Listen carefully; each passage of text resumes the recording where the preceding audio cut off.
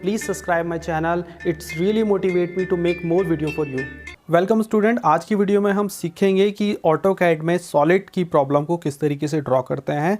तो आज के क्वेश्चन में जो हम 3D ऑब्जेक्ट यूज़ करने वाले हैं वो है हमारा एक कोन, जिसमें हमें उसका डायमीटर दिया हुआ है कोन का और उसकी हाइट दी हुई है। तो चलिए स्टार्ट कर लेते हैं। ये हमारी लास्ट प्रॉब्लम है जो हमने लास्ट टाइम सॉल्व की थी। चलिए आज की प्रॉब्लम में हम ये ब्रैकेट वगैरह नहीं बनाते हैं, हम डायरेक्टली उसको रफली ड्रॉ करेंगे यहाँ पर इस साइड। तो हमने इसको साइड कर दिया है। यहाँ पर हम अपनी प्रॉब्लम को सॉल्व करेंगे। कोई भी क्वेश्चन को सॉल्व करने से पहले या ऑटोकैड पे बनाने से पहले आपको कुछ इनिशियल सेटिंग्स करनी होती है, जैसे कि मैंने की हुई है। आप यहाँ देखेंगे क्लिक करने के बाद लेयर्स पर, तो यहाँ दोनों लेयर डिफाइन हो रखी हैं, ऑब्जेक्ट और प्रोजेक्शन लाइन। जब भी हम कोई प्रोजेक्शन लाइन ड्रॉ करेंगे तो हम प्रोजेक्शन लेयर को सिलेक्ट कर लेंगे, और जब ऑब्जेक्ट ड्रॉ करना होगा तो हम ऑब्जेक्ट लेयर को सिलेक्ट कर लेंगे। इसके अलावा आपको यूनिट की सेटिंग करनी होती है, डायमेंशन मैनेजर की सेटिंग करनी होती है। वो सारी सेटिंग्स मैं ऑलरेडी कर चुका हूँ। अगर आपको वो इनिशियल सेटिंग सीखनी है तो डिस्क्रिप्शन में उसका लिंक मिल जाएगा, वहां पर क्लिक करने के बाद आप इनिशियल सेटिंग सीख सकते हैं। तो चलिए प्रॉब्लम को स्टार्ट करने से पहले हम एक डेमो देख लेते हैं कि ऑब्जेक्ट को किस तरीके से ऑब्जर्व करते हैं। तो जैसे कि आप यहां पर देख पा रहे होंगे कि ये है हमारा एक सिलेंडर और ये है हमारा एक कोन। जब हम इस सिलेंडर को फ्रंट से देखेंगे तो हमें कुछ इस शेप का दिखाई देगा, यानी एक रेक्टेंगुलर शेप दिखाई देगी, क्योंकि जब हम प्रोजेक्शन ड्रॉ करते हैं तो हम सिर्फ आउटर बाउंड्रीज को रिप्रेजेंट करते हैं। और जब हम इसी सिलेंडर को टॉप से देखेंगे तो हमें यहाँ पर एक सर्कल दिखाई देगा। तो अगर हमें इसका फ्रंट व्यू और टॉप व्यू ड्रॉ करना हो तो ये हमारा फ्रंट व्यू हो जाता है और ये हमारा टॉप व्यू हो जाता है। इसी तरीके से जब हम कोन को ड्रॉ करते हैं, जब कोन को हम फ्रंट से देखेंगे तो ये हमें ट्रायंगुलर शेप का दिखाई देगा, और जब हम टॉप से देखेंगे तो ये हमें सिर्फ सर्कल मिलेगा। इस तरीके का आंसर आपका तब आता है जब ये सिलेंडर हमारा HP पर रखा हुआ हो और VP के साथ कोई भी एंगल नहीं बना रहा हो। इसी तरीके से ये कोन का आंसर भी तब आएगा जब ये HP पर रखा हुआ हो, तो ये हमें टॉप से देखने पर सर्कल दिखेगा और फ्रंट से देखने पर ट्रायंगल शेप का दिखेगा। तो चलिए जो हमारा क्वेश्चन है, अब हम उस क्वेश्चन को देख लेते हैं। तो जो क्वेश्चन है वो आपकी स्क्रीन पर शो हो रहा होगा। तो जैसे कि क्वेश्चन में आपने देखा, हमें एक कोन दिया हुआ है जिसका डायमीटर 40 mm है और उसकी एक्सिस लेंथ यानी कि यहाँ से लेकर यहाँ तक की लेंथ हमें दी हुई है 50 mm। It is resting on one of its generator, और ये HP पर रेस्ट कर रहा है with one of its generator. Generator होती है, अगर हम कोन को बनाते हैं तो साइडों में जो लेयर, जिस लेयर से हम उसको बना रहे हैं, तो वो आउटर लेयर हमारी जनरेटर कहलाती है, यानी वो लेयर जो आउटर बाउंड्रीज को शो करती है वो हमारी जनरेटर कहलाती है। इसी तरीके से हमारी ये वाली लाइन भी जनरेटर होगी और ये वाली लाइन भी जनरेटर होगी। तो जब हम इसे इंक्लाइन करेंगे तो ये हमारी जनरेटर यहाँ पर HP पर टच हो जाएगी।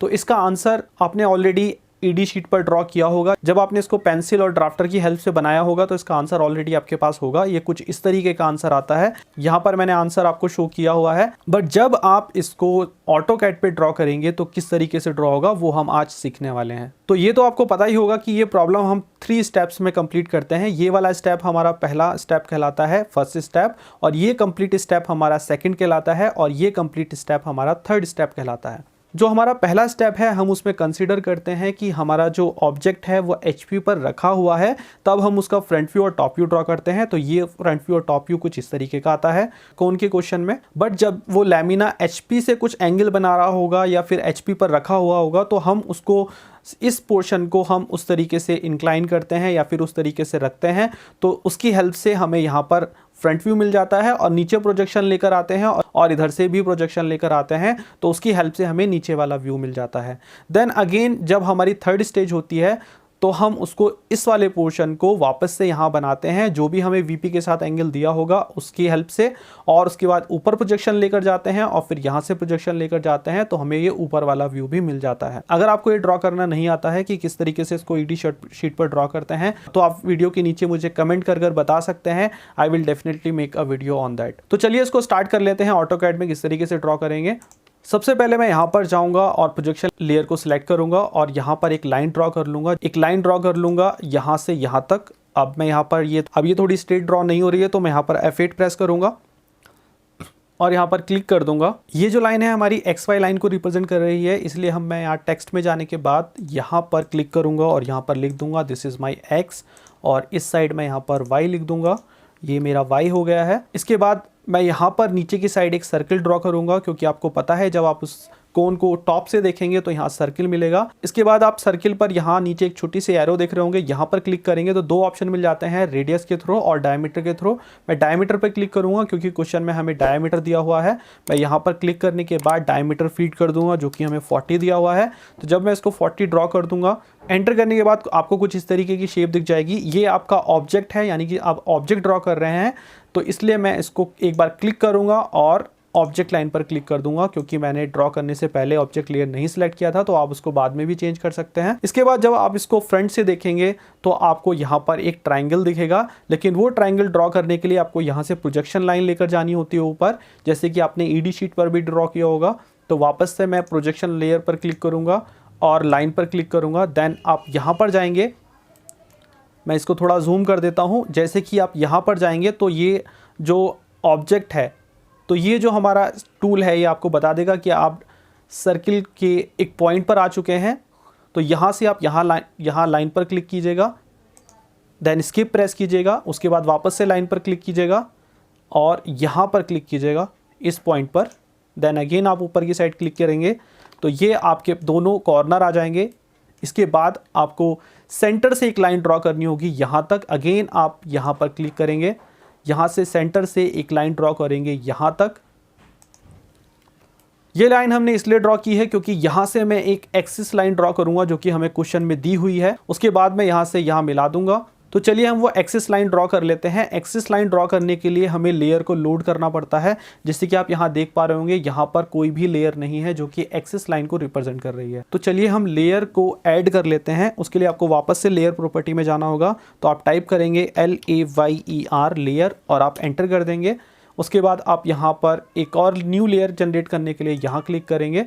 उसके बाद आप यहाँ पर कलर पर क्लिक करेंगे। कलर सपोज मैं उसको रेड कलर सेलेक्ट कर ले रहा हूँ, आप कोई भी कलर सेलेक्ट कर सकते हैं। रेड में सिर्फ इसलिए सेलेक्ट कर रहा हूँ ताकि आपको वो अलग से दिख जाए। उसके बाद हम इसकी थिकनेस भी वही रखेंगे, बट ये कंटिन्यूस नहीं रहेगी। तो आप इस पर कंटिन्यूस पे क्लिक करेंगे, आपको यहाँ से लोड करनी होगी। आपको यहाँ लोड का ऑप्शन मिल जाता है। यहाँ पर आपको लॉन्ग डैश वाली लाइन देखने को मिल जाएगी, ये वाली। आप इस पर क्लिक करेंगे, ओके प्रेस करेंगे और यहाँ पर आप लॉन्ग डैश वाले पर क्लिक करने के बाद आप ओके कर देंगे तो ये आपकी सिलेक्ट हो गई है। आप इसके बाद आप इसको क्लोज कर देंगे।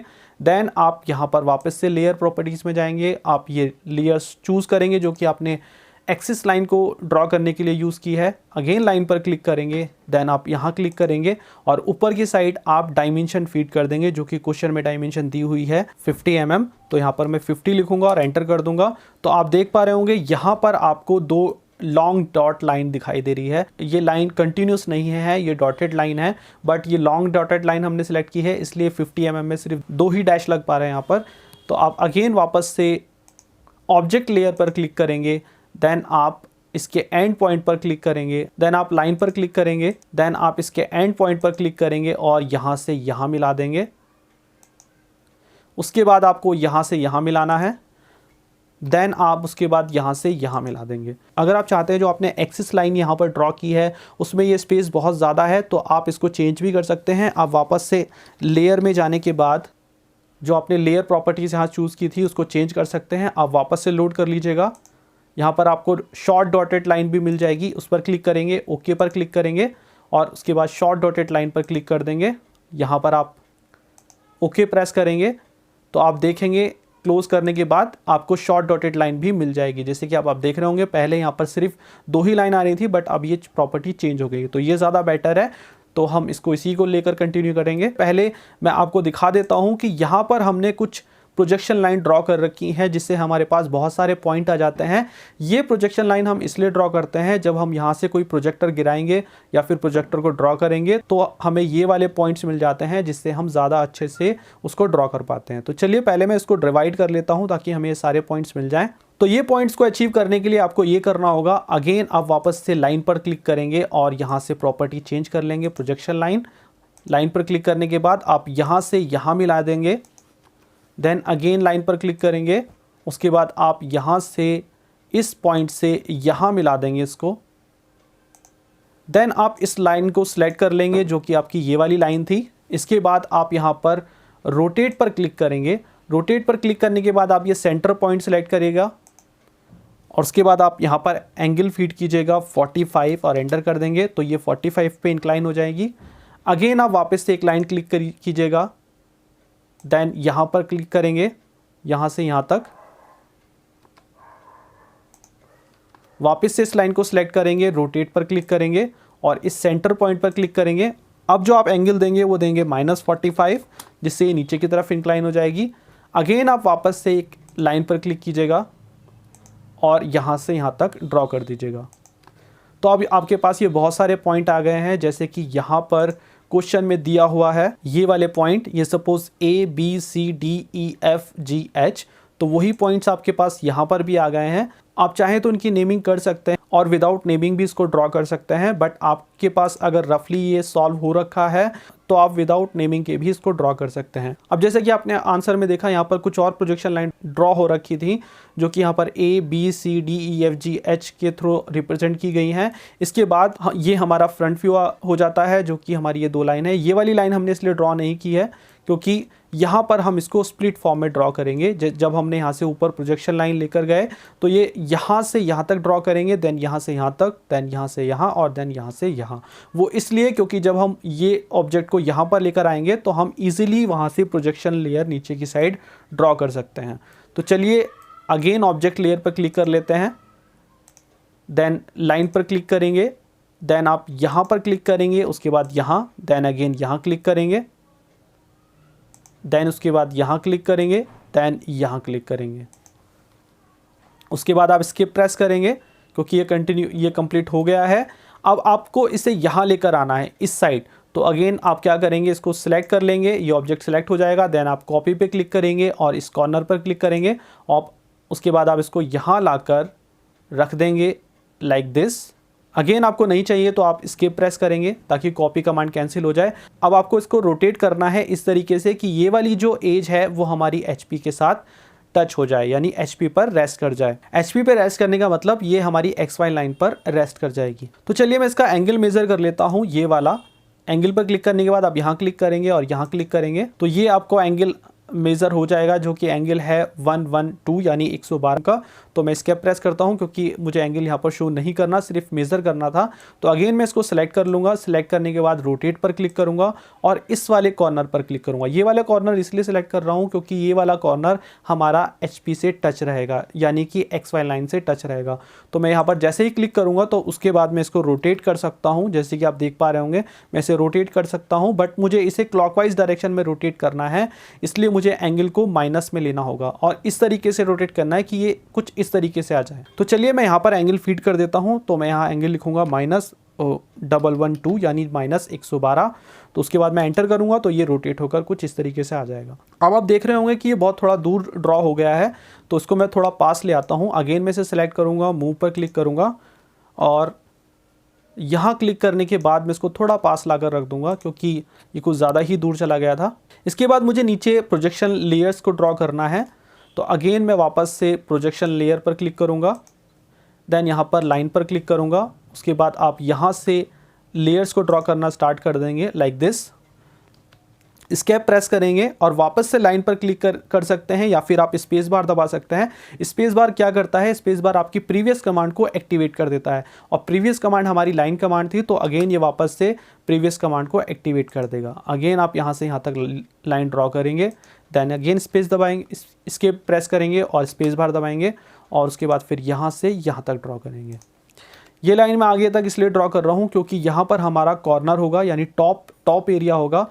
ये वाला टॉप एरिया, ये वाला जो टॉप एरिया होगा वो यहाँ तक होगा, तो इसको मैंने आगे तक इसलिए ड्रॉ किया क्योंकि यहाँ से नीचे एक लाइन जाएगी जो उसको रिप्रेजेंट करेगी। तो अगेन मैं स्पेस बार दबाता हूँ और यहाँ से लाइन ड्रॉ करता हूँ इस कॉर्नर से यहाँ तक। तो एक पॉइंट हमें यहाँ मिल जाएगा, जैसे कि आप यहाँ देख पा रहे होंगे। ये जो O डैश है, इससे ऊपर से नीचे से लाइन आएगी तो वो यहाँ टच करेगी, तो वो हमें यहाँ मिल जाएगा। और बाकी हमें लेयर्स यहाँ से नीचे की ओर लेकर आनी है तो हमें ये वाला पोर्शन मिल जाएगा। इसीलिए हमने इसको डिवाइड किया था अलग अलग पॉइंट्स में, जिससे हमें ये सारे पॉइंट्स मिले और ये सारे पॉइंट्स मिले। चलिए अब हम यहाँ से लेयर गिरा देते हैं नीचे की ओर। तो मैं वापस से लाइन पर क्लिक करूँगा, यहाँ से लेयर नीचे की ओर लेकर आऊँगा इस साइड यहाँ तक, देन अगेन स्केप प्रेस करूँगा और अगेन स्पेस बार दबाऊँगा। यहाँ से अगेन ऊपर पॉइंट से कॉर्नर से क्लिक करूँगा और नीचे तक यहाँ पर इसके बाद आपके बीच में भी कुछ लाइनें आएंगी, जैसे कि आप यहाँ देख पा रहे होंगे, यहाँ पर भी बीच में भी कुछ लाइनें हैं जो कि हमारी डी, सी, बी, ए को रिप्रेजेंट करेंगी, एच और एफ को भी।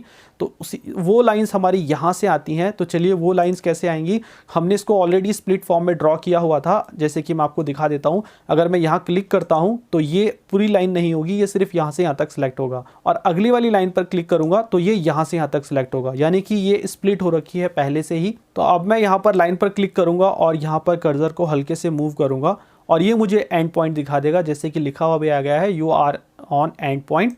तो मैं यहाँ क्लिक करने के बाद नीचे की डायरेक्शन में लाइन को ड्रॉ करूँगा, यहाँ तक नीचे तक ड्रॉ कर देता हूँ मैं पूरा। ठीक है, अगेन एस्केप प्रेस करेंगे और वापस से स्पेस बार दबाएंगे ताकि लाइन कमांड फिर से एक्टिवेट हो जाए। देन आप वापस से लाइन को मूव करेंगे और आपको दूसरा एंड पॉइंट मिल जाएगा, लाइक दिस, ये दूसरा पॉइंट मिल जाएगा। इसके बाद आप इसको नीचे की तरफ लेकर आएंगे, इसको भी हम नीचे तक ड्रॉ कर देंगे यहाँ तक। देन आप वापस से एस्केप प्रेस कीजिएगा और स्पेस बार फिर से दबाइएगा, और आपको ये पता होगा कि यहाँ सेंटर से भी एक लाइन जाएगी यहाँ से। तो मैं अगेन यहाँ पर सेंटर पे क्लिक करूँगा और नीचे की तरफ एक लाइन ड्रॉ कर दूँगा यहाँ तक। अगेन आप एस्केप प्रेस करेंगे, आपको एक प्रोजेक्शन लाइन और ड्रॉ करनी है जो कि यहाँ से स्टार्ट होगी, इस पॉइंट से, ये जो इंटरसेक्शन पॉइंट है यहाँ से यहाँ तक वो ड्रॉ होगी, यहाँ से वो इस वाली लाइन तक ड्रॉ होगी। एस्केप प्रेस करेंगे, उसके बाद स्पेस बार दबाएंगे और यहाँ से इस वाले पॉइंट से यहाँ तक ड्रॉ होगी, इस लाइन के सामने तक, यहाँ तक। इसके बाद आप ऑब्जेक्ट लेयर सेलेक्ट करेंगे और लाइन पर क्लिक करेंगे, यहाँ इस वाले पॉइंट से यहाँ पर आपको मिलाना है। एस्केप प्रेस करेंगे, अगेन स्पेस बार दबाएंगे और इस वाले पॉइंट से यहाँ आपको मिलाना है, इस वाले पॉइंट तक। ये मैं डायरेक्टली इसलिए मिला दे रहा हूँ क्योंकि मेरे पास आंसर शीट है, मुझे पता है कि कहाँ से किस पॉइंट तक मिलाना है। चाहे तो आप इससे वेरीफाई कर सकते हैं। जब ये क्वेश्चन आपने ईडी शीट पर ड्रॉ किया होगा तो आपने पेंसिल्स और ड्राफ्टर की हेल्प से ये चीज़ पहले से ही की हुई होगी, या फिर आप रफली इसको ड्रॉ कर सकते हैं। उसके बाद आप यहाँ पर ऑटोकैड में ड्रॉ कर सकते हैं। अगर आपको डायरेक्टली ऑटोकैड में ड्रॉ करना है, क्वेश्चन को पढ़कर और डायरेक्टली ऑटोकैड में ड्रॉ करना है, तो आपको यहाँ पर नेमिंग ज़रूर करनी होगी। अगर आप यहाँ पर नेमिंग नहीं करते इसके चारों तरफ तो आप ये क्वेश्चन कंप्लीट ड्रॉ नहीं कर पाएंगे, आप इसमें कंफ्यूज हो जाएंगे कि कौन से पॉइंट से कहाँ मिलाना है। अगर आप यहाँ नेमिंग कर देते हैं तो फिर आपको रफली सॉल्व करने की ज़रूरत नहीं है, आप डायरेक्टली ऑटोकैड में ड्रॉ कर सकते हैं, बट आपको यहाँ पर नेमिंग करनी होगी। यानी कि यहाँ ए होगा, यहाँ बी होगा, यहाँ सी, यहाँ डी, यहाँ ई। उसी तरीके से आपको यहाँ पर भी पॉइंट्स मिल जाएंगे और यहाँ भी पॉइंट्स आ जाएंगे, और जब आप ए से ए को मिलाओगे तो आपको पता होगा कि कहाँ पर हमें लाइनें मिलानी है। अभी जो मैं ये लाइनें मिला रहा हूँ वो मैं आंसर को देखकर मिला रहा हूँ, जो कि आपने रफली या फिर जो ईडी शीट पर ड्रॉ किया होगा। तो ये इसका आंसर है, मैं इसी को देखकर यहाँ पर मिला रहा हूँ। अब यहाँ पर जो है हमें एक सर्किल ड्रॉ करना है जो कि कुछ पॉइंट से होकर गुजरेगा, और वो पॉइंट्स क्या है वो यहाँ पर है। सबसे ऊपर की तरफ हमें G1 मिलता है, देन यहाँ पर हमें F1, then E1, then D1 और यहाँ C1। तो चलिए इन पॉइंट्स को हम मिला लेते हैं। तो अगेन आपको यहाँ पर इसको रोटेट करके मिलाना है। तो वो किस तरीके से मिलाएंगे, आपको यहाँ पर एक कर्व ड्रॉ करना है जो कि सर्कुलर है। तो वो कर्व ड्रॉ करने के लिए जो यहाँ पर फंक्शन यूज होता है दैट इज कॉल्ड स्प्लाइन। तो आप यहाँ लिखेंगे SPLINE स्प्लाइन और एंटर कर देंगे। स्प्लाइन एंटर करने के बाद आपको इस पॉइंट पर क्लिक करना है यहाँ पर, वो इसलिए क्योंकि यहाँ पर हमारा एक पॉइंट होगा, जैसे कि आप देख रहे होंगे यहाँ पर ये ई पॉइंट है। तो मैं यहाँ पर क्लिक करूँगा। क्लिक करने के बाद आपका जो नेक्स्ट पॉइंट होगा वो ये वाला होगा, ये वाला। इसके बाद आप ये वाले पॉइंट पर क्लिक करेंगे। ये सारे पॉइंट्स मैं आंसर से देखने के बाद ही ड्रॉ कर रहा हूँ। फिर हमारा नेक्स्ट पॉइंट यहाँ पर आएगा, देन अगला पॉइंट हमारा यहाँ पर आएगा, देन नेक्स्ट पॉइंट हमारा यहाँ पर आएगा, देन नेक्स्ट पॉइंट हमारा यहाँ आएगा, उसके बाद नेक्स्ट पॉइंट हमारा यहाँ आएगा और लास्ट पॉइंट हमारा यहाँ आएगा। और यहाँ आप क्लिक करने के बाद एंटर प्रेस कर देंगे तो आपका कर्व ड्रॉ हो जाएगा। तो ये है आपका टॉप व्यू। जब हमारे कोन की जनरेटर HP पर रेस्ट कर रही होगी तो टॉप से देखने पर वो कुछ इस तरीके की दिखेगी। जब वो सिर्फ HP पर रखा हुआ होगा तो ये उसका टॉप व्यू होगा और ये फ्रंट व्यू होगा। और जब वो जनरेटर हमारी HP पर रेस्ट कर रही होगी, यानी कि उस कोन की जनरेटर हमारी HP पर रेस्ट कर रही होगी, तो उसको टॉप से देखने पर ये व्यू आएगा और फ्रंट से देखने पर ये व्यू आएगा। अब हम इसको इंक्लाइन करेंगे VP के साथ, जैसे कि क्वेश्चन में हमें दिया हुआ है कि the line incline with VP। तो चलिए उसको स्टार्ट कर लेते हैं।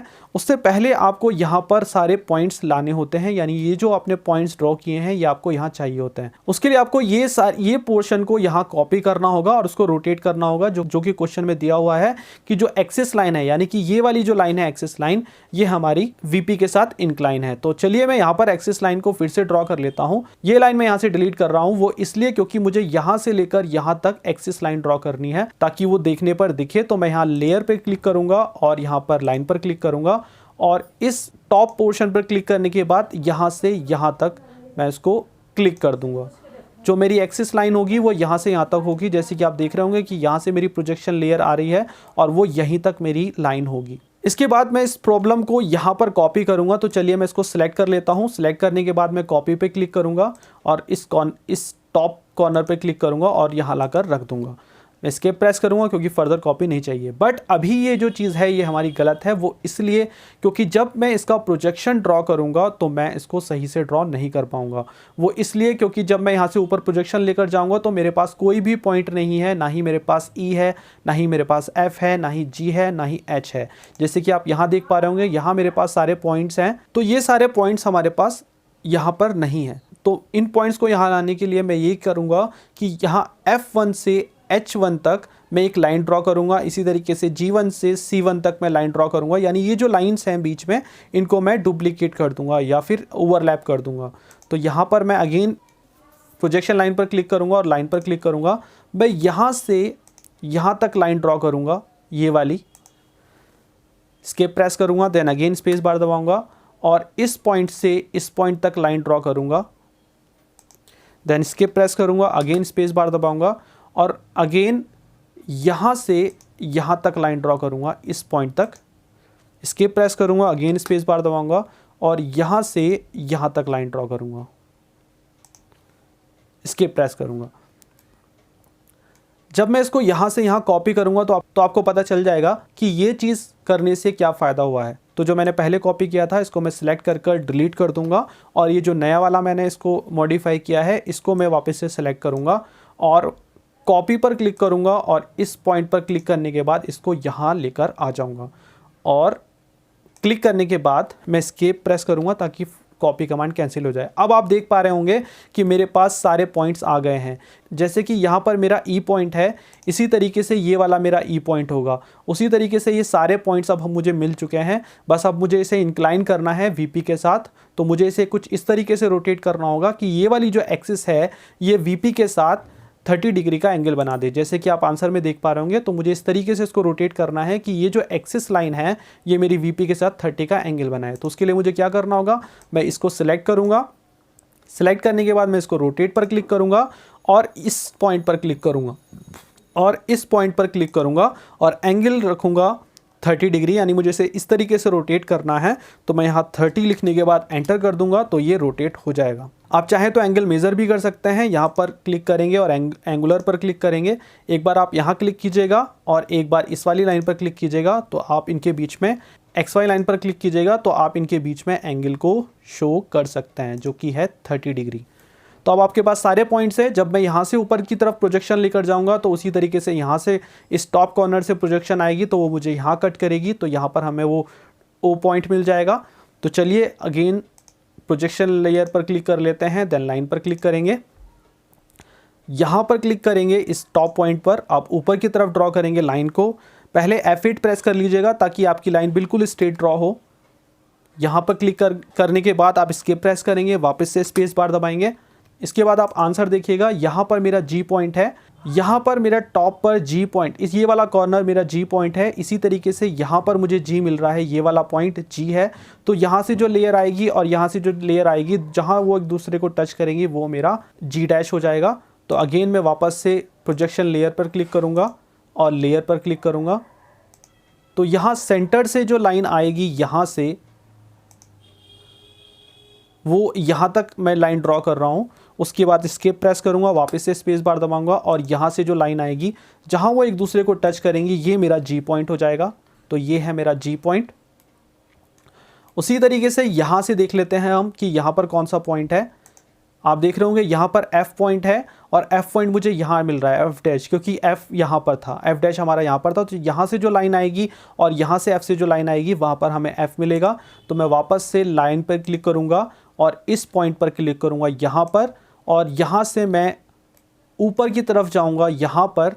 आपको पता है कि यहाँ से लाइन आएगी वो यहाँ से, और वो उसको यहाँ टच करेगी। तो थोड़ा सा आगे तक रखता हूँ मैं इसको और उसके बाद मैं क्लिक कर दूंगा। बट आप पहले इसको जूम कर लीजिएगा, नहीं तो आपकी लाइन थोड़ा सा इंक्लाइन हो जाएगी या फिर इस वाली लाइन से मिल जाएगी। आप पहले जूम कर लीजिएगा क्लिक करने से पहले। अब यहाँ से मेरी एक लाइन आएगी, तो वापस से लाइन पर क्लिक करने के बाद मैं यहाँ पर क्लिक करूँगा और यहाँ से यहाँ पर इस वाली लाइन को मिला दूँगा यहाँ पर। तो यहाँ मुझे F डैश मिल जाएगा।